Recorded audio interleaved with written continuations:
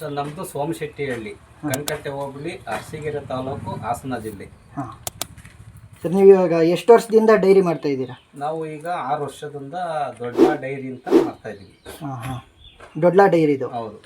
ಈಗ ಎಷ್ಟು ಮನೆಯಿಂದ ಆಗ್ತಾ ಇದ್ದೀರಾ ಹಾಲು? ಸರ್ ಈಗ ದೊಡ್ಡ ಡೈರಿ ಮೊದಲು ನಾನು 45 ಜನ ಹಾಕೋದು ದೊಡ್ಡ ಡೈರಿಗೆ. ಹಾಂ, ಅದು ಈ ದೊಡ್ಡ ಡೈರಿದು ಏನು ಅಂದರೆ ಫುಲ್ಲು SNF ಫ್ಯಾಟು ಇದ್ದರೆ ಒಳ್ಳೆ ರೇಟ್ ಬರುತ್ತೆ. ಈಗ ಬೇರೆವು ಬರ್ದವು ಹಾಕ್ಸ್ಕೊಂಡ್ರೆ ಅದು ರೇಟ್ ಬರಲ್ಲ. ಅಲ್ಲಿ ಏನು ಮಾಡುತ್ತೆ, ಅಲ್ಲಿ ಈಗ ದುಡ್ಡು ಕಟ್ಟಾಗುತ್ತೆ, ಡ್ಯೂರೇಷನ್ ಆಗುತ್ತೆ. ಬರೀ ಕ್ವಾಲಿಟಿನೇ ಕಳಿಸಿದ್ರೆ ಒಳ್ಳೆ ರೇಟ್ ಬರುತ್ತೆ.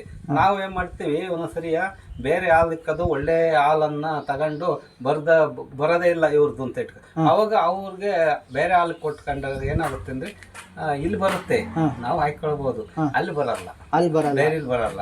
ಈಗ ಕ್ವಾಲಿಟಿ ಇಂದ್ರಲ್ಲ, ಕ್ವಾಲಿಟಿ ಹೆಂಗ್ ಚೆಕ್ ಮಾಡ್ತೀರಾ? ಕ್ವಾಲಿಟಿ ಅಂದ್ರೆ ಹಾಲನ್ನ ಡಿಬ್ಬಿಗೆ ಹಾಕ್ತಿವಿ, ಅವ್ರವ್ರ ಹಾಲ. ಈಗ ಇವನೊಬ್ಬ ರೈತ, ಈಗ ಅವನ ಹಾಲು ತಗೊಂಡು ಕ್ವಾಲಿಟಿ ಡಿಬ್ಬಿಗೆ ಇಡ್ತೀವಿ ಮಿಷನ್ಗೆ, ಅದು ಕಾಣುತ್ತೆ. ಫ್ಯಾಟ್ SNF ಮೇಲೆ ರೇಟ್ ಬರುತ್ತೆ. ಫ್ಯಾಟು SNF ಮೇಲೆ ಅದನ್ನ ತೋರಿಸ್ತೀರಾ ಆಮೇಲೆ? ಬರ್ತವೆ. ಈಗ ದಿನಕ್ಕೆ ಎಷ್ಟು ಲೀಟರ್ ಆಗ್ತಾ ಇದ್ದೀರಾ ಒಂದು ಟೈಮಿಗೂ? ಟೈಮಿಗೆ ಇವತ್ತು 210ರಿಂದ 220 ಲೀಟ್ರ್. ಅಂದ್ರೆ 400 ಚಿಲ್ಲರೆ ಲೀಟರ್, 440, 430 ಹೆಚ್ಚು ಕಮ್ಮಿ ವೇರಿಯೇಷನ್ ಆಗ್ತಾ ಇರುತ್ತೆ ದಿವಸ. ಎಷ್ಟು ಕ್ಯಾನ್ ಆಗ್ತಾವ ಹಂಗಾರೆ? ಬೆಳಿಗ್ಗೆ ಒಂದು 6 ಕ್ಯಾನ್ ಆಗುತ್ತೆ, ಸಂಜೆ ಒಂದು 5 ಕ್ಯಾನ್ ಆಗುತ್ತೆ. ಸರಿ, ಈಗ ಡಿಗ್ರಿ SNF ಮೇಲೆ ದುಡ್ಡು ಡಿಸೈಡ್ ಆಗುತ್ತೆ. ಡಿಸೈಡ್ ಆಗುತ್ತೆ ದೊಡ್ಡ ಡೈರಿ ಇದು. ಇನ್ನು ಈಗ ಅದು ಈಗ ಪಾಡಾಗಲ್ಲ ಇದು. ಆಮೇಲೆ ಡೈರಿ ಇದು ಕ್ವಾಲಿಟಿ ಇಲ್ದ ವಾಪಸ್ ಕಳಿಸ್ಬೇಕಲ್ಲ ಅಂತ ಅಂದ್ಬಿಟ್ಟು ಆರೋಗ್ಯ ಅಂತ ಮಾಡಿದ್ವು. ಈಗ ಸ್ವಲ್ಪ ದಿವಸದಿಂದ, ಒಂದು ತಿಂಗಳಿಂದ ಆರೋಗ್ಯ, ಅವರಲ್ಲಿ ಒಂದು ಫಿಕ್ಸೆಡ್ ರೇಟ್ ಹಾಕ್ತಾರೆ. ಫಿಕ್ಸೆಡ್ ರೇಟ್, ಅದಕ್ಕೆ ಕ್ವಾಲಿಟಿ SNF ಇಲ್ಲೇನು ಕೇಳಲ್ಲ, ಅದನ್ನ ಹಂಗೆ ಹಿಂಗೆ ಅಳಿಸಿ ಕಳಿಸ್ತೀವಿ. ಇದಿಟ್ಬಿಟ್ಟು ಹಂಗೆ ಕಳಿಸ್ತಾ ಇದೀವಿ. ಅದು ಸ್ವಲ್ಪ ಉತ್ತಮವಾಗಿ ಬರ್ತಾ ಇದೆ. ಅದು ಒಂದು 36.5, 37, 30 ಹಿಂಗೆ ವೇರಿಯೇಷನ್ ದಿವಸ ಫ್ಯಾಟ್ SNF ಏನಿರುತ್ತೆ ಅದುವೇ ಅದ್ರ ಮೇಲೆ ರೇಟ್ ಬರ್ತಾ ಇರುತ್ತೆ. ಅದು ಸ್ವಲ್ಪ ನಮಗೆ ಈಗ ಅದೇನು ಬರೋದು ಅಲ್ಲಿ ಕಳಿಸ್ತೀನಿ, ಅವ್ರೊಂದು ರೇಟ್ ಹಾಕಿ ಕೊಟ್ಟಿರ್ತಾರೆ. ಈಗ ಮಿಷಿನ್ ತೋರಿಸ್ತೀರಾ? ತೋರಿಸ್ತೀವಿ ನೋಡಿ. ಈಗ ಇದು ಹಾಲು ವ್ಯಾಪಾರ ಹೋಗ್ತಾ ಇದೆ, ಸ್ವಲ್ಪ ಕೂಲಿಂಗ್ ಜಾಸ್ತಿ ಐತೆ. ಈಗ ಹಾಲು ಇದು ವ್ಯಾಪಾರ ಹೋಗ್ತಾ ಐತೆ, ಸ್ವಲ್ಪ ತಣ್ಣ ಜಾಸ್ತಿ ಐತೆ. ಇದು ನೋಡಿ, ಈಗ ಈ ಥರ ರೈತರ ಹಾಲು, ಇದು ರೈತರ ಹಾಲು. ಇದನ್ನು ಈಗ ಈ ಥರ ಕೂಲಿಂಗ್ ಮಾಡುತ್ತಿದ್ದು ದೊಡ್ಡ ಇದು ಕೂಲಿಂಗ್ ಮಾಡ್ತೈತೆ. ಈ ಕೂಲಿಂಗ್ ಒಂದು ನಿಮಿಷನೂ ತೊಗೊಳಲ್ಲ, ಒಂದು 20 ಸೆಕೆಂಡ್ ಒಳಗೆ ತಗೊಳುತ್ತೆ. 20 ಸೆಕೆಂಡ್ ಆದಮೇಲೆ ಅದನ್ನು ಟೆಸ್ಟಿಂಗಿಗೆ ಇಡ್ತೀವಿ. ಇದು ಕೋಡ್ ನಂಬರ್ ಹೊಡಿತೀವಿ, ನಾವು ಅವ್ರಿಗೆ ಕೋಡ್ ಕೊಟ್ಟಿರ್ತೀವಿ, ಕೋಡ್ ನಂಬರನ್ನು ನಾವು ಹೊಡಿತೀವಿ. ಅಲ್ಲಿ ಸ್ಕ್ರೀನಲ್ಲಿ ತೋರಿಸುತ್ತೆ.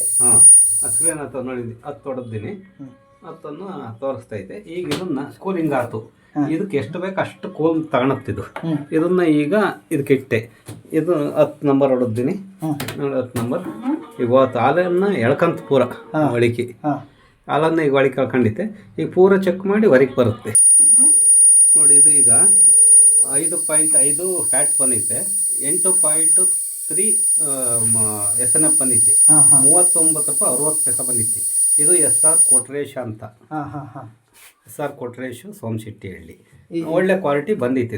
ಇದು ಬೇರೆ ಹಸಿಂದು. ಎಲ್ಲ ಹಸುಗಳು ಒಂದೇ ಸಮಕ್ಕೆ ಇರಲ್ಲ, ಒಂದೊಂದು ವಾಟರ್ 0 ಬರುತ್ತೆ, ಅದು ರೇಟ್ ಬರಲ್ಲ. ಫ್ಯಾಟ್ SNF ಬರಲ್ಲ, ಒಂದು ಹನಿ ನೀರು ತೋರಿಸಲ್ಲ, 0 ತೋರಿಸುತ್ತೆ. ಫ್ಯಾಟ್ SNF ಬರಲ್ಲ, ರೇಟ್ ತೋರಿಸಲ್ಲ.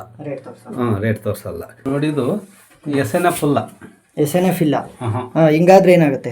SNF ಇಲ್ದಾಗ ನಾವೇ ಮಾಡ್ತೀವಿ, ಇದನ್ನ ಆರೋಗ್ಯಕ್ಕೆ ಕಳಿಸ್ತೀವಿ. ಆರೋಗ್ಯಕ್ಕೆ ಅವರು ಒಂದು ರೇಟ್ ಫಿಕ್ಸ್ ಮಾಡಿ ಕಳಿಸ್ತಾರೆ, 35, 35.5, 30 ಹಿಂಗೆ 36 ಈ ಲೆಕ್ಕಕ್ಕೆ ಅವರು ಒಂದು ಫಿಕ್ಸ್ ಮಾಡಿರ್ತಾರೆ.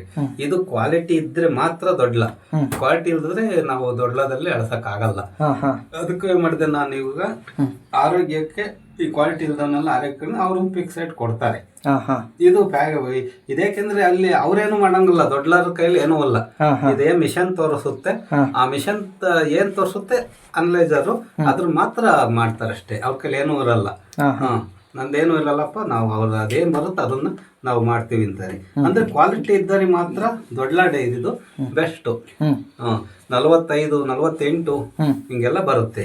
ಈಗ ಕಡಿಮೆ ಅಂದ್ರೆ ಎಷ್ಟು ಬರ್ತೈತೆ? ಕಡಿಮೆ ಅಂತಂದ್ರು 36 ಬರುತ್ತೆ, 36, 37, 38, 40, 45 ಹಿಂಗೆಲ್ಲ ಬರುತ್ತೆ. ಈಗ ಎಷ್ಟೊಂದ್ ಜನ ಹೇಳ್ತಾರೆ 5 ಹಸ ಇದ್ರೆ 10 ಹಸ ಇದ್ರೆ ಲಕ್ಷ ದುಡಿಬಹುದು ಹಂಗೆ ಹಿಂಗೆ ಅಂತ. ಅದು ಆದ್ರೆ ಏನ್ ಗೊತ್ತಾ, ಈಗ 4HF ಒಂದ್ 10 ಲೀಟರ್ ಕೊಡುತ್ತೆ. ಅದು ಫ್ಯಾಟ್ ಎಸ್ಎನ್ಎಫ್ ಬರಲ್ಲ. ಫ್ಯಾಟ್ ಎಸ್ಎನ್ಎಫ್ ಬರಲ್ಲ. ಯಾಕಂದ್ರೆ ಅದಕ್ಕೆ ಏನು ಬರಲ್ಲ, ಬರೀ ಹಾಲು. ಒಂದು ಏನೋ ಒಂದ್ ಮೀಡಿಯಂ ಬರುತ್ತೆ ಅಲ್ಲೇನಪ್ಪ, ಒಂದ್ ಮೀಡಿಯಂ ಬರುತ್ತೆ. ಅದು ಫ್ಯಾಟ್ ಎಸ್ಎನ್ಎಫ್ ಬರಲ್ಲ, ರೇಟ್ ಕಡಿಮೆ. ಅವೆಲ್ಲ ಏನ್ ಮಾಡ್ತೀವಿ, ಆರೋಗ್ಯಕ್ಕೆ ಕಳಿಸ್ತೀವಿ. ಅದೊಂದು ಫಿಕ್ಸೆಡ್ ರೇಟ್ ನಾವು ಒಂದ್ 35 ರೂಪಾಯಿ 35ವರೆ ಹಿಂಗ ಹಾಕಿ ಕೊಡ್ತೀವಿ. ಈಗ ಫ್ಯಾಟ್ ಎಸ್ಎನ್ಎಫ್ ಜಾಸ್ತಿ ಮಾಡ್ಬೇಕು ಅಂದ್ರೆ ಏನಾರ ಮಾಡ್ಬೋದಾ? ಅಂದ್ರೆ ಫೀಡ್ ಇರ್ಬೋದು. ಅಂದ್ರೆ ಫೀಡ್ ಮೇಲೂ ಹೋಗುತ್ತೆ. ಈಗ ಹೆಂಗ್ ಗೊತ್ತಾ, ಈಗ ಕೆಲವೊಂದು ಬೂಸ ಏನೇನು ಬರಲ್ಲ. ಈಗ ಬೂಸದ ಹೆಸರು ಹೇಳ್ಬಾರ್ದು. ಕೆಲವೊಂದು ಬೂಸ ಇರ್ತವೆ, ಅದಕ್ಕೆ ಕ್ವಾಲಿಟಿ ಬರಲ್ಲ, ಹಾಲು ಹೆಚ್ಚುವರಿ ಆಗಲ್ಲ. ಆಮೇಲೆ ಈ ತಿವಾನ್ ಅಂತ ಈ ಹೊಸ ತರಿಸಿದ್ವಿ, ತಿವಾನ ಅಂತ, ಅದನ್ನ ಪಂಜಾಬಿಂದಂತೆ. ಆ ತಿವಾನ ಬೂಸ ಇವರೇ ಹಾಕಿದ ರೈತರು. ಆದ್ರೆ ಒಂದೇ ದಿವಸ 2 ದಿವಸಕ್ಕೆ 2 ಲೀಟರ್ ಇಂಪ್ರೂವ್ ಆಗಿದೆ. ಎಷ್ಟಾಗಿದೆ? ಒಂದು 2 ಲೀಟರ್ 3 ಲೀಟರ್ ಈಗಿನ್ನು ಜಸ್ಟ್ ಈಗ ಇನ್ನೊಂದು ವರ್ಷ ಹೋದ್ಮೇಲೆ ಇನ್ನೊಂದು 5-6 ದಿವಸ ಒಂದ್ ತಿಂಗಳತ್ತಿಗೆ ರಿಸಲ್ಟ್ ಇನ್ನು ಗೊತ್ತಾಗುತ್ತೆ. ಆಮೇಲೆ ಬೇರೆ ಏನು ಬೂಸ ಹಾಕಂಗಿಲ್ಲ, ಹಿಂಡಿ ಹಾಕಂಗಿಲ್ಲ, ಅಕ್ಕಿ ಬೂಸ ಹಾಕಂಗಿಲ್ಲ, ಯಾವ್ದನ್ನೂ ಹಾಕಂಗಿಲ್ಲ ಅಲ್ವಾ. ಈಗ ಖರ್ಚು ಎಷ್ಟು ಬರುತ್ತಣ್ಣ? ಈಗ ಒಂದು 10 ಲೀಟ್ರ್ ಹಾಕಿದ್ದೀರಾ ಅನ್ರಿ, ಒಂದು 34 ರೂಪಾಯಿ ಲೀಟ್ರಿಗೆ ಬಿತ್ತು ಅಂದ್ರೂ 340 ರೂಪಾಯಿ ಒಂದು ಟೈಮಿಗೆ ಆಯ್ತು. ಈಗ 340 ರೂಪಾಯಿಗೆ ನಿಮಗೆ ಖರ್ಚು ಎಷ್ಟು ಆಗುತ್ತೆ, ಉಳಿತಾಯ ಎಷ್ಟಾಗುತ್ತೆ? ಒಂದು ಅಂದಾಜು ಅಂದ್ರೆ 100 ರೂಪಾಯಿ ಖರ್ಚಾಗುತ್ತೆ. 100 ರೂಪಾಯಿ ಅದತ್ರ ನಿಮಗೊಂದು 60% ಉಳಿತಾಯ ಆಗುತ್ತೆ, ಒಂದು 40% ಖರ್ಚಾಗೇ ಆಗುತ್ತೆ. ಈಗ ಅದೇನೋ ಬೂಸ ಅಂತ ಅಂದ್ರಲ್ಲ, ಅದೊಂದು ತೋರಿಸ್ತೀರಾ? ಇಲ್ಲಿ ತಿವಾನ ಅಂತ, ಇದು ಮಹಾರಾಷ್ಟ್ರ ಪಂಜಾಬಿಂದು 8,000 ತಿವಾನ ಅಂತ 8,000. ಇದನ್ನ ತರಿಸ್ಕೊಂಡು ಈಗ ರೈತರಿಗೆ ಕೊಡ್ತಾ ಇದೀನಿ. ಇದನ್ನ ಈ ರೈತ ಇವರು ಸರ್, ನಿಮ್ಮ ಹೆಸರು ಹೇಳಿ. ನಮ್ಮ ಹೆಸರು ಗುರುಮೂರ್ತಿ ಅಂತ. ಈಗ 2 ದಿನದಿಂದ ತಂತ ಇದ್ದೀರಾ? 4 ದಿನದಿಂದ ಇದು ಆಗ್ತಾ ಇದೀವಿ. ಮೊದಲಿಗೆ ಹಾಲು 18-19 ಲೀಟರ್ ಹಾಲು ಆಗ್ತಾ ಇತ್ತು. ಈಗ 22-23 ಲೀಟರ್ ಹಾಲು ಆಗ್ತಾ ಇದೆ. ಈಗ ನಿಮ್ದು ಎಷ್ಟು ಹಸುಗಳಿದಾವಣ? ನಮ್ಮ 4 ಹಸುಗಳಿದೆ. 4 ಹಸುಗಳಿದೆ. 4 ಹಸುಗಳಿದೆ. 3 ಹಾಲು ಕೊಡ್ತಾ ಇದಾವೆ ಆಲ್ರೆಡಿ. ಒಂದು ಗಬ್ಬದಿದೆ. ಚೆನ್ನಾಗಿ ಬರ್ತಾ ಇದೆ. ಫ್ಯಾಟ್ ಮತ್ತೆ ಚೆನ್ನಾಗಿ ಬರ್ತಾ ಇದೆ. ಫ್ಯಾಟ್ ಚೆನ್ನಾಗಿ ಬರ್ತಾ ಇದೆ. ಆಮೇಲೆ ಇದರಲ್ಲಿ ತಿವಾನದಲ್ಲಿ ಉನ್ನತಿ ಅಂತ ಬರುತ್ತೆ. ಸ್ವಲ್ಪ ಕಡಿಮೆ ಕ್ವಾಲಿಟಿ, ಇಳುವರಿನೂ ಒಂಚೂರು ಕಡಿಮೆ ಬರುತ್ತೆ. 1 ಲೀಟರ್ ಕಡಿಮೆ ಆಗುತ್ತೆ ಅಷ್ಟೇ. ಫ್ಯಾಟ್ರೆಸ್ ಮಾಮೂಲಿ ಬರುತ್ತೆ. ಇದು 8,000 ತಿವಾನ. ಇದು ಒಳ್ಳೆ, ಇದಕ್ಕೆ ಮತ್ತೆ ಹಿಂಡಿ ಪಂಡಿ ಏನು ಹಾಕಂಗಿಲ್ಲ, ಒಂದೇ ಹಾಕಿ ಸಾಕು. ಇಳುವರಿನೂ ಬರುತ್ತೆ, ಒಳ್ಳೆ ಚೆನ್ನಾಗಿ ಹಾಲು ಜಾಸ್ತಿ ಆಗುತ್ತೆ, ರೈತರಿಗೆ ಅನುಕೂಲ ಆಗುತ್ತೆ. ಈಗ ಸ್ವಲ್ಪ ಜನ ಬೇರೆ ಕಡೆಯಿಂದ ಬಂದು ಅವ್ರ ದೂರಲ್ಲಿ ಜಮೀನ್ ಇಲ್ಲದೆ ಇದ್ರು ಕೂಡ ನಾನು ಜಮೀನ್ ತಗೊಂಡು ಮಾಡ್ತೀನಿ ಅಂತ ಹೇಳ್ತಾರೆ. ಅದು ಒಂಚೂರು ಕಾಸ್ಟ್ಲಿ ಆದಂಗೆ ಆಗಲ್ವಾ?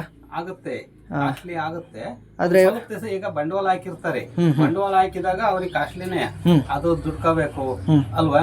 ಅದು ದುಡ್ಕೊಂಡು ಅದು ಅವ್ರಿಗೆ ಏನಾಗುತ್ತೆ, ಅಡ್ಜಸ್ಟ್ಮೆಂಟ್ಗಳು ಆಗಲ್ಲ ಹಣಕಾಸಿಂದು. ಯಾಕಂದ್ರೆ ಅದ್ನ ಹೊಸ ಬಂಡವಾಳ ಹಾಕಿರ್ತಾನೆ ಅಲ್ವಾ, ಅದನ್ನ ಬಂಡವಾಳ ಅವನು ಕಟ್ಕೊಂಡು ತಿರ್ಸ್ಕೊಂಡು ಹೋಗೋತ್ತಿಗೆ ಇದು ಕಡಿಮೆ ಆಗ್ತಿರುತ್ತೆ.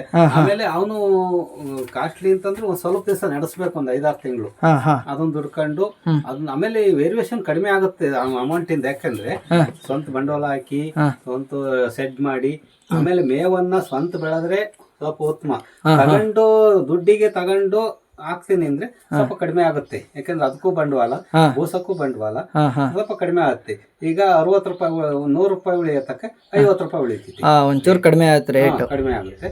ಅದಕ್ಕೂ ಬಂಡವಾಳ ಹಾಕ್ತಾರೆ, ಮೇವಿಗೂ ಬೂಸಕ್ಕೂ ಬಂಡವಾಳ ಹಾಕ್ತಾರೆ. ಅದೇ ಸ್ವಂತ ಮೇವು ಬೆಳೆದ್ರೆ ಮೇವಿಂದ ಉಳಿತೈತಿ, ಅಲ್ಲೇ 100ಕ್ಕೆ 100 ಆಗತ್ತೆ. ಸರಿ. ಇದು ಮೊದಲು ಅದನ್ನ ದೊಡ್ಡ ಡೈರಿ ಕೊಡ್ತದ್ದು, ದೊಡ್ಡ ಡೈರಿ